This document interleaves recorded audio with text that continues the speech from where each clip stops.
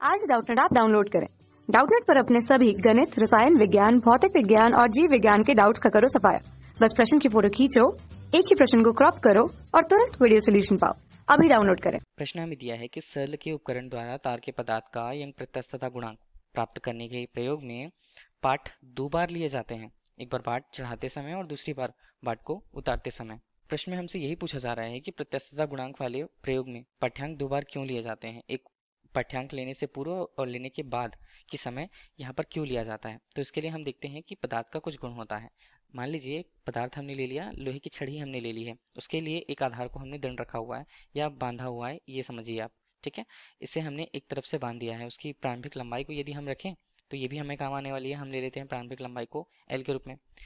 और यहाँ पर बात आती है, यदि हमने कुछ बल लगाया किसी भी तरीके से, चाहे उस पर भार लटका दिया गया या उसे खींचा गया, तो ठीक है, हमने बल लगाया भार लटकाने के लिए एफ डब्ल्यू, और यदि हमने बल लगाया तो एफ के रूप में। ठीक है, दोनों के परिमाण लगभग समान ही होंगे। क्या होता है, एक तो उसकी स्वयं के लिए उसका द्रव्यमान और साथ में हमने बल लगा दिया, तो उसका क्या होता है, लंबाई में परिवर्तन होता है। चूंकि हम खींच रहे हैं तो लंबाई में यहाँ पर वृद्धि रही होगी। ठीक है, यहाँ पर वृद्धि होती है, तो लंबाई में वृद्धि को हमने किससे ले लिया, डेल एल के रूप में ले लिया।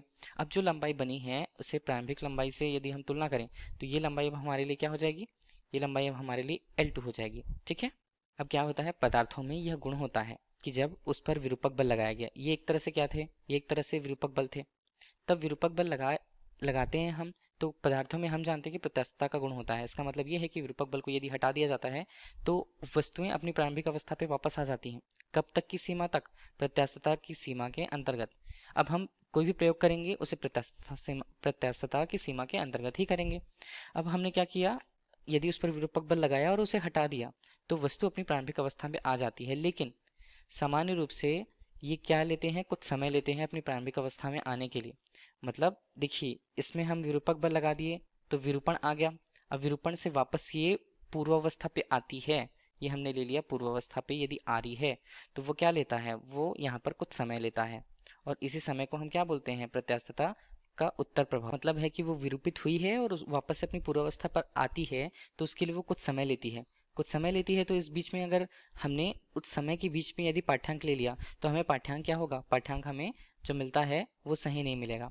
ठीक है, तो पाठ्यांक यहाँ पर सही नहीं मिलेगा तो प्रायोगिक कार्य हमारा प्रभावित होगा और वो अच्छा रिजल्ट या अच्छा जो प्रयोग है वो नहीं हो पाएगा। तो इसलिए हम क्या लेते हैं, एक बार बाट को चढ़ाते हैं। मान लीजिए कोई हुक हमने ले लिया, देखिए सरल के उपकरण की बात की गई है तो हम यहाँ पर ध्यान दीजिएगा, दो तार हम लेते हैं। ठीक है, सरल के उपकरण के प्रयोग में यदि हमने तार ए लिया है, मान लीजिए तार ए लिया है और एवं तार बी लिया है, तो ए तार क्या होता है, ए तार यहाँ पर होता है मुख्य रूप से एक तरह से निरपेक्ष तार।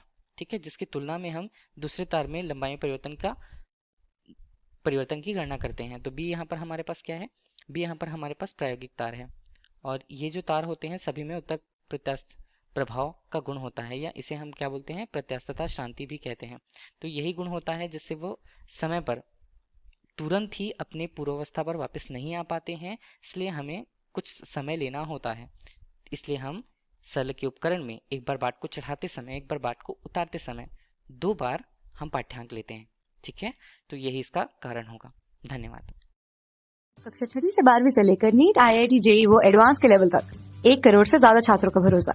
आज ही डाउनलोड करें डाउटनेट ऐप या व्हाट्सएप करें अपने सारे डाउट्स 8400 400 400 पर।